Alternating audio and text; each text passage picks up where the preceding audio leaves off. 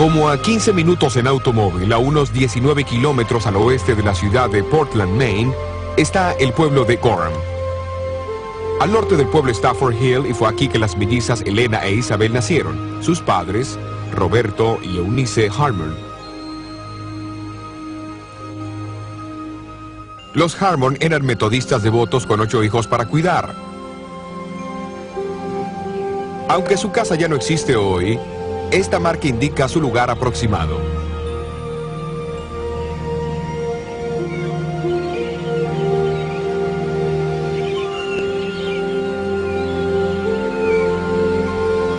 Más tarde, la familia se mudó a la ciudad costera de Portland, donde Robert Harmon continuó con su oficio de hacer sombreros y la pequeña Elena asistía a la escuela de la calle Bracken.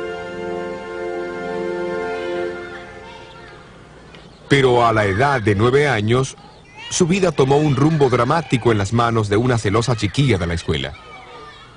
No vales nada, Elena. Te voy a agarrar.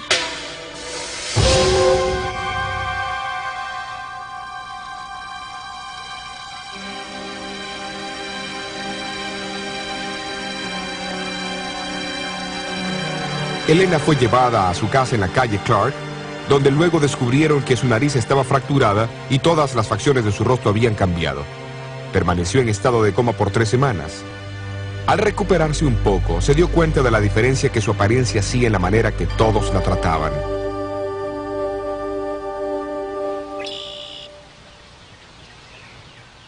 Elena Harmon trató de regresar a la escuela varias veces, pero los resultados del accidente casi la imposibilitaron estudiar y retener lo que aprendía.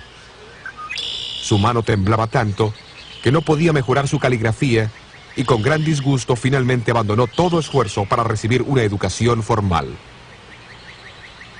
Durante ese periodo de soledad y desánimo, pasó muchas horas placenteras aquí en el bosque de Deering Oaks.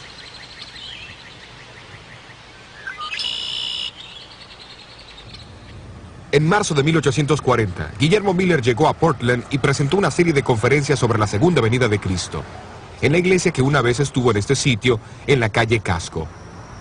La familia Harmon asistió a las reuniones y Elena más tarde escribió sobre Miller. Él trazaba las profecías con una exactitud convincente y mantenía hechizada a la muchedumbre.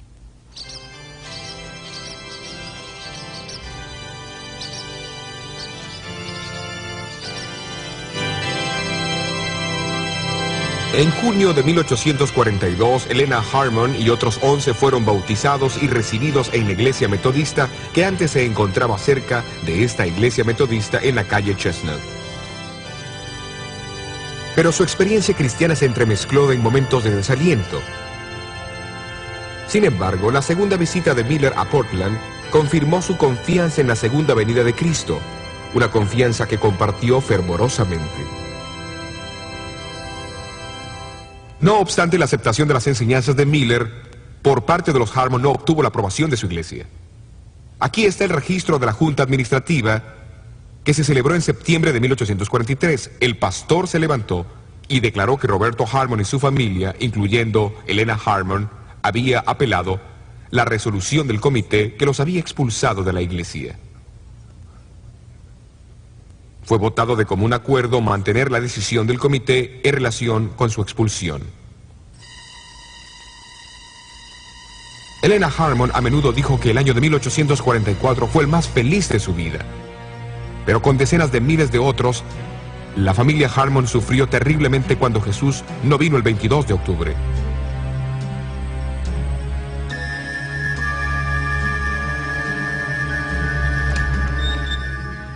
Para diciembre de 1844, la mayoría de los creyentes adventistas abandonaron su confianza en la validez del 22 de octubre. Elena Harmon y sus amigas habían aceptado que el cumplimiento de la profecía de los 2300 años todavía ocurriría en el futuro.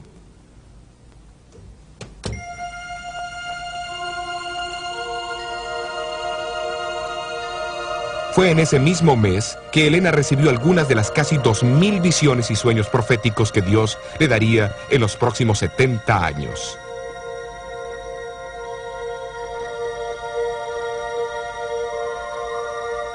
Durante estas visiones, ella quedaba completamente inconsciente de sus alrededores y como Daniel, cuando recibía una visión, no respiraba durante el tiempo de la revelación. Las visiones variaban en duración, de muy corto tiempo hasta casi 4 horas. Algunas le eran dadas en público frente a algunos o hasta cientos de testigos, generalmente acompañadas por un fenómeno físico marcado durante los primeros 30 años de su ministerio, que mostraban a aquellos que observaban una fuerte evidencia que la obra provenía de Dios. Otras visiones le eran dadas mientras oraba, escribía o hablaba, y no eran acompañadas por fenómenos físicos.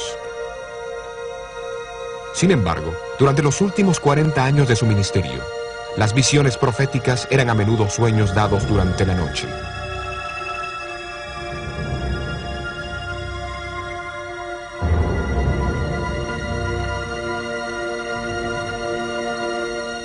J.N. Loughborough, un pionero de la iglesia, pudo ver a Elena teniendo visiones públicas más de 50 veces. Él escribió que al comienzo de la visión la palabra gloria era repetida 3 veces, pero cada vez con más debilidad.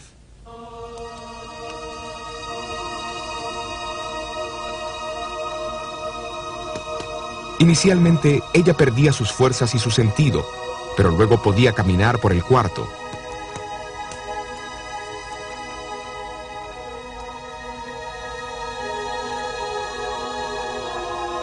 A veces hacía gestos con sus brazos y manos, aunque los presentes no podían moverlos de ninguna manera.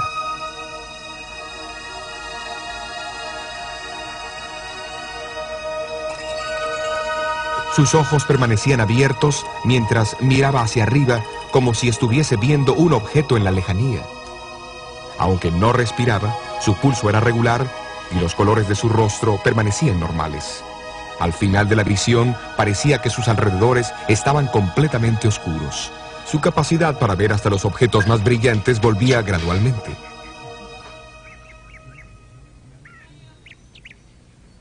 Justamente antes de su primera visión en diciembre de 1844, la salud de Elena empeoró rápidamente. Parecía que la tuberculosis iba a terminar con su vida. En esta condición, ella respondió a una invitación de una amiga allegada, la señora Isabel Haynes, para visitarla a su casa, que quedaba al otro lado del puente en el sur de Portland.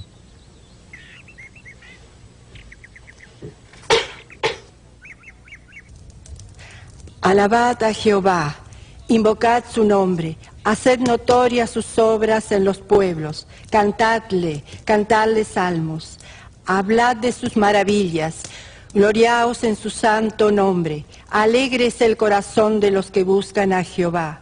Arrodillémonos para orar.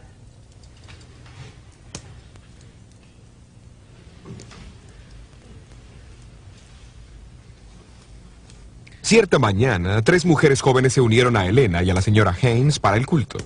Cuando se arrodillaron para orar, el poder de Dios descendió sobre Elena y fue envuelta en una visión de la gloria de Dios. Experimentó la sensación de ascender más y más sobre la tierra. Se dio vuelta para buscar al pueblo adventista del mundo, pero no pudo encontrarlo. Mirando hacia arriba, vio un sendero recto y angosto en el que viajaban hacia la ciudad santa.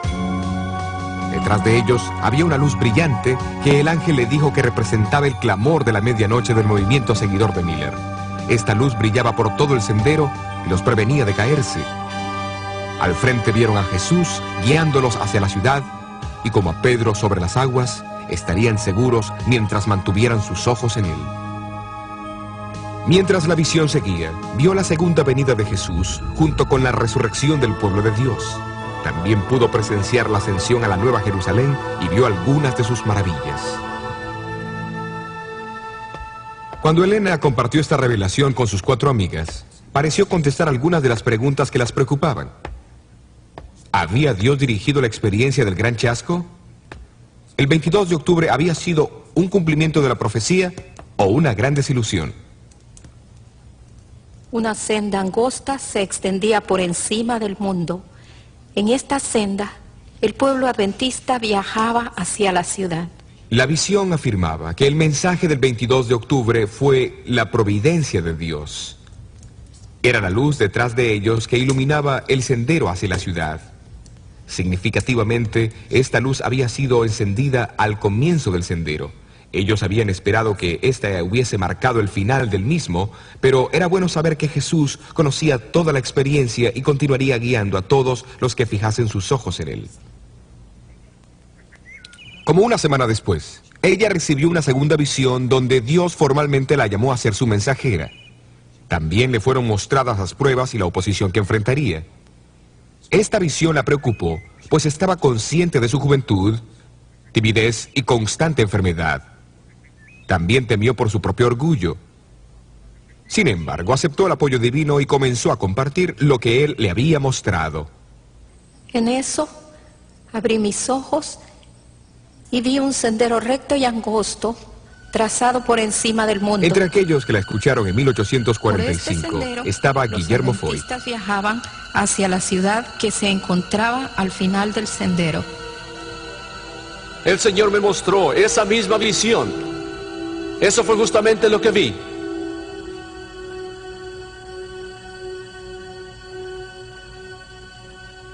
Durante la descripción de 2 horas de Elena, Guillermo Foy confirmó repetidas veces su visión.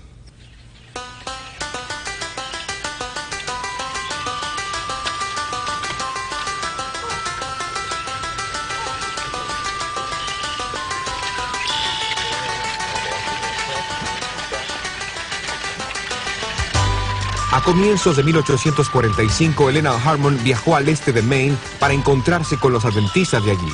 En febrero, mientras visitaba Exeter, recibió una visión significativa. Fue una visión del santuario celestial, donde vio al Padre levantarse del trono y entrar al lugar santísimo. Jesús lo siguió y se presentó ante él como un gran sumo sacerdote para recibir su reino.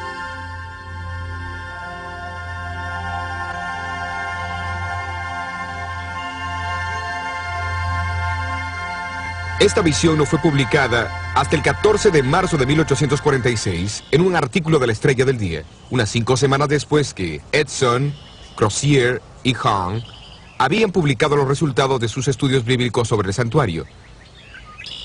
De manera sobresaliente, esta visión confirmó la explicación que ellos encontraron en los meses siguientes al 22 de octubre de 1844. Esta es una ilustración significativa de la relación que existe entre el don profético y el estudio de las Escrituras. El don no fue un sustituto para el estudio de la Biblia. Tampoco se obtuvieron las enseñanzas de la Iglesia de las visiones, sino que las visiones confirmaban los resultados del estudio bíblico. Una ilustración más amplia de esto se puede encontrar en conexión con la observancia del séptimo día sábado. A comienzos de 1846, Elena Harmon conoció a José Bates. Bates había comenzado recientemente a guardar el séptimo día sábado y compartía su entusiasmo con todos los que lo escuchaban. Pero Elena escribió sobre él. Veo que es un verdadero caballero cristiano. Es cortés y es amable, pero siento que se equivoca al detenerse más en el 4º mandamiento que en los otros 9. En agosto de 1846, Bates publicó su folleto de 48 páginas, El séptimo día sábado, una señal perpetua, donde denotaba las razones bíblicas para su observancia. Padre, oramos para que tu Espíritu permanezca con nosotros mientras estudiamos tu santa palabra. Pedimos que nos acerques más a El 30 de agosto de 1846, Elena Harmon se casó con un joven predicador seguidor de Miller, Jaime White. Poco después del casamiento, Jaime y Elena White estudiaron el folleto de Bates, compararon su contenido en las Escrituras y comenzaron a observar el séptimo día sábado y a enseñarlo a otros. Para ese entonces, había alrededor de 50 guardadores del sábado en Nueva Inglaterra y en el estado de Nueva York. Acuérdate del día de reposo para santificarlo. Algunos meses más tarde, ellos fueron a la casa de Stockbridge Holland, un adventista y exitoso ingeniero civil en Topsham, Maine. Fue aquí a comienzos de abril donde Elena White recibió otra visión del santuario celestial. Después de ver el lugar santo, pasó al lugar del santuario. Allí vio los 10 mandamientos con una silueta de luz enfocada en el 4º mandamiento.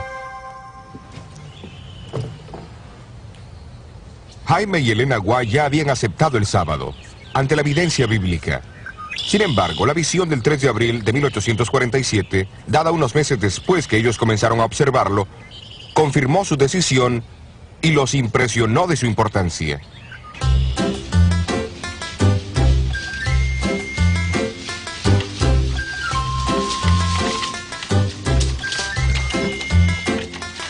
Mientras vivían en Topsham, los White aceptaron una invitación para asistir a una conferencia en Rocky Hill, Connecticut, en la casa de Alberto Belden.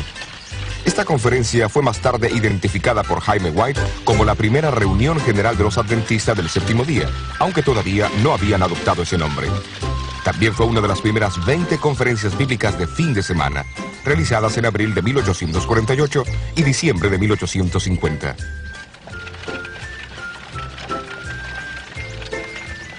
Fue durante estas reuniones cuando las enseñanzas principales de la Iglesia Adventista del Séptimo Día tomaron forma, usando los mismos métodos de Lutero en la dieta de Worms: escritura, razón y conciencia.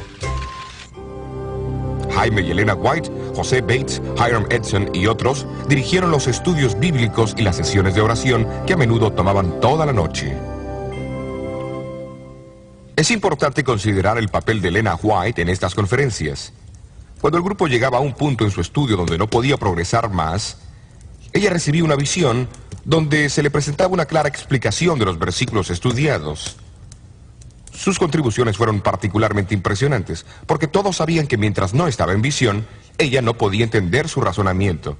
Es evidente que a través de la vida de Elena White, las visiones no le eran dadas para reemplazar el estudio de la Biblia. A fines de 1888 escribió: Dios quiere que vayamos a la Biblia para conseguir la evidencia de las Escrituras. Mientras los pioneros de la Iglesia se unían más y más en los grandes temas que estudiaban, comenzaron a ver la necesidad de publicarlos. Durante una conferencia en Dorchester, al sur de Boston, Massachusetts, en noviembre de 1848, Elena recibió una visión que envolvería a la Iglesia en un programa ambicioso. Después de la visión, Elena le dijo a su esposo que publicara un pequeño periódico y lo entregara a la gente. Desde ese pequeño comienzo, dijo haber visto como rayos de luz que iluminarían al mundo. Era un desafío impresionante para presentarlo a un puñado de pobres y nuevos creyentes. Al siguiente año, en 1849, este pequeño periódico, La Verdad Presente, fue publicado en Connecticut. Jaime White trajo 1000 copias a la casa de Alberto Belden, donde un pequeño grupo oró por la bendición de Dios. Al siguiente año, el periódico fue reemplazado por la revista y Heraldo del Segundo Advenimiento y el Sábado, conocida hoy como la Revista Adventista. Su mensaje es leído en todo el mundo.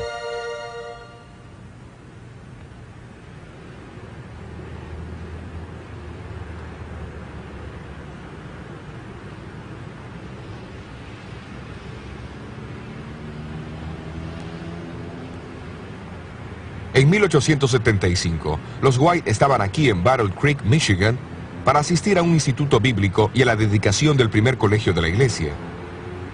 Poco antes de la dedicación, Elena cayó muy enferma con una gripe maligna.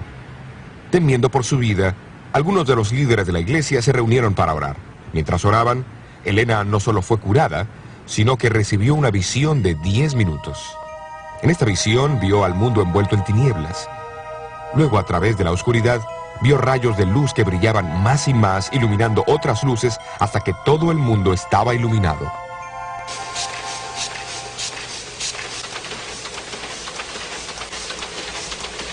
Más tarde, hablando de esta visión, ella mencionó que vio imprentas operando en todo el mundo.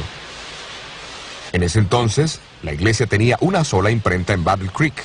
Intrigado, Jaime White la interrumpió y le preguntó si se acordaba de los nombres de los países donde había visto esas imprentas trabajando.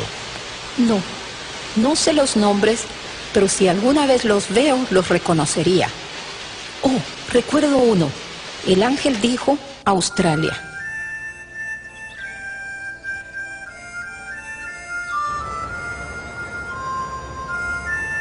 A fines de 1891, Elena White vino a Australia. Luego, después de llegar, visitó el establecimiento de la imprenta situado en Bess Street, Melbourne. Reconoció a las personas que operaban las impresoras y habló de las relaciones entre ellos. basándose en la revelación recibida 17 años antes.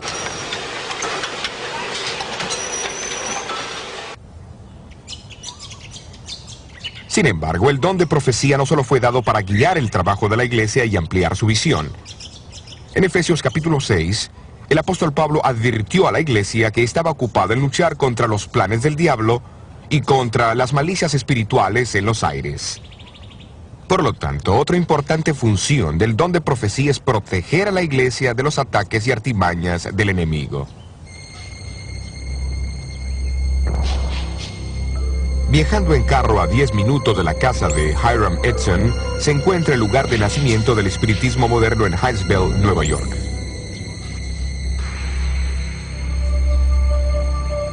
Fue aquí el 31 de marzo de 1848 que la familia Fox escuchó golpeteos misteriosos por primera vez. Luego se estableció una comunicación con la inteligencia que causaba tales ruidos. Supuestamente era el espíritu de un vendedor ambulante que había sido asesinado aquí años antes. Más tarde, en 1848, las primeras demostraciones públicas de esos golpeteos fueron dados en Rochester, Nueva York. Con el pasar de una década, los periódicos estimaron que los creyentes de las manifestaciones espiritistas eran más de 1 millón, con un número de 40,000 mediums solo en los Estados Unidos. Elena White fue advertida en contra de esos golpeteos en una visión que tuvo en 1849. Vi que ese golpeteo misterioso en Nueva York y otros lugares es el poder de Satanás, y que tales cosas serán más comunes y se disfrazarán de vestimentas religiosas. Unos 18 años más tarde, recibió otra visión concerniente al mismo fenómeno. Pronto será una blasfemia hablar en contra del golpeteo, pues se extenderá más y más. Y hasta los milagros realizados por Cristo se atribuirán a esos fenómenos espiritistas. El extraordinario cumplimiento de estas predicciones aparece en este volumen, El Centenario del Espiritismo Moderno, publicado por la Asociación Nacional Espiritista en los Estados Unidos en 1948. Aquí en la página 68 dice: un médium predijo el nacimiento de Jesús, quien en su corta vida en esta tierra realizó los tales llamados milagros, que en realidad eran fenómenos espiritistas. ¿Y qué sobre hablar blasfemias en contra de los golpeteos? Página 34. Ni los sacerdotes ni la prensa deberían hablar mal de esta santa palabra espiritismo, solo con manos limpias y corazones puros. ¿Ha llegado a disfrazarse con aspecto religioso? La página 69 dice: el espiritismo es la venidera religión universal, es la sangre que da vida al cristianismo. En verdad, es el cristianismo y más. Elena White también habló sobre el poder que Satanás tendría de mostrarnos la apariencia de las supuestas figuras de amigos o parientes que sabemos que están muertos. El libro de J.B. Philip, El clamor de la verdad, testimonio de un intérprete, el renombrado intérprete del Nuevo Testamento, cuenta sobre su reunión con el famoso escritor cristiano C.S. Lewis. Lo notable de esta reunión es que ocurrió pocos días después de la muerte de Lewis. Cuando Philip compartió esta experiencia con un obispo, este le dijo que eso ocurriría a menudo.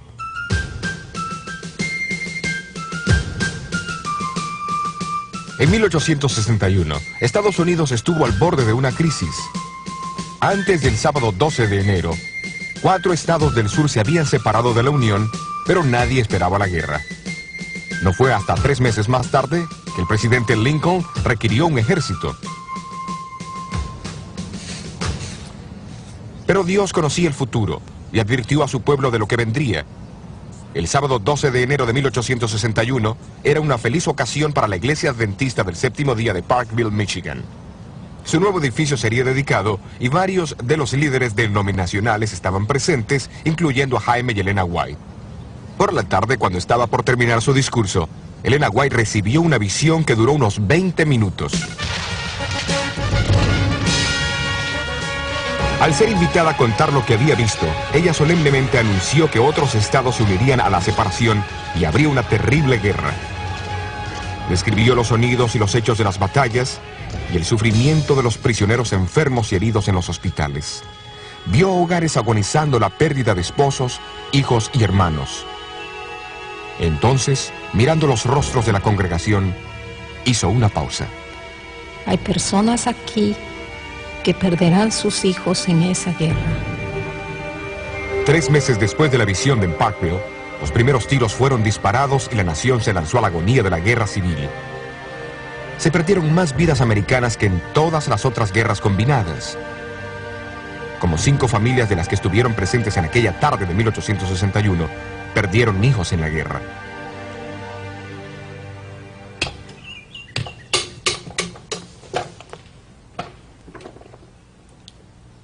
Apocalipsis 12:17 identifica el testimonio de Jesús como una de las 2 características distintivas del pueblo de Dios antes de la segunda venida de Cristo. ¿Qué es el testimonio de Jesús? En Apocalipsis 19, Juan cita a un ángel diciendo que el testimonio de Jesús es el espíritu de profecía. Y en Apocalipsis 1, Juan explica lo que él describe como profeta es un mensaje proveniente de Dios a través de Jesucristo dado por su ángel. Y así las palabras de un profeta son llamadas el testimonio de Jesús porque provienen de Jesús y no del profeta. Un ejemplo vivido de este proceso a través de Elena White puede verse en las tempranas experiencias de la iglesia de Washington, Nueva Hampshire. Fue aquí en 1844 donde Guillermo Farnsworth declaró su intención de guardar el séptimo día sábado, y aquí se estableció una congregación guardadora del sábado. Pero en los años que siguieron, algunos del grupo comenzaron a perder su fe. El mismo Guillermo Farnsworth volvió a usar tabaco, y otros miembros de mayor edad se volvieron cínicos y criticones. Esto desanimó a varios jóvenes de la iglesia.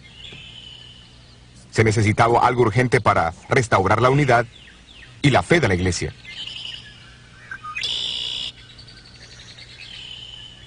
Justamente antes de la Navidad de 1867, los White y J.N. Andrews visitaron Washington. Al llegar en la tardecita del viernes, se quedaron en la cómoda casa de Cyrus Farnsworth aquí en Milan Pond. El lunes de mañana, Elena White dio un discurso en el cual se dirigió personalmente a los que estaban en el salón.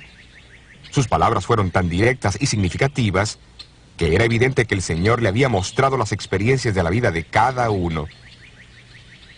En el grupo se encontraba un joven de 19 años, Eugenio Farnsworth, uno de los 22 hijos de Guillermo Farnsworth. Él sabía lo que los otros no sabían, que su padre había vuelto a usar tabaco.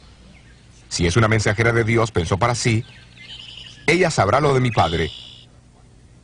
Poco después, la señora White se dirigió a Guillermo y le dijo que había visto en visión que él era un esclavo del tabaco, y dijo que él estaba tratando de engañar a todos diciendo que había abandonado el vicio. Eugenio Farnsworth se dio cuenta que estaba presenciando el don profético en acción.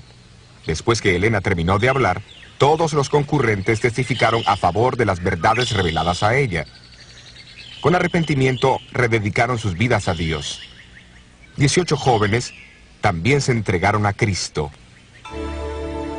9 de los 18 llegaron más tarde a ser obreros de la iglesia, y entre ellos estaba Eugenio Farnsworth. Él sirvió como evangelista y administrador de la iglesia en los Estados Unidos, Australia, Nueva Zelanda e Inglaterra.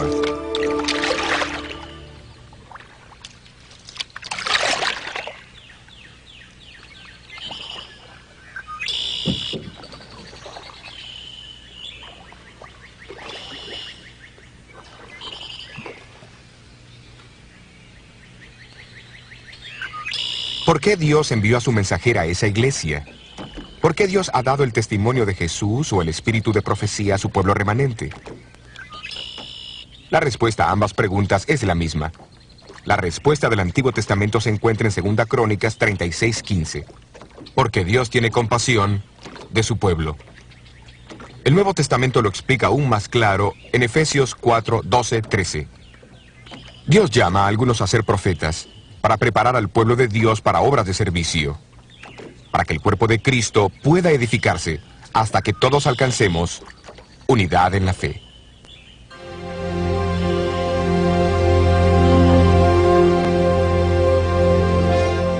Elena Goldwhite, esposa, madre, escritora y mensajera de Dios.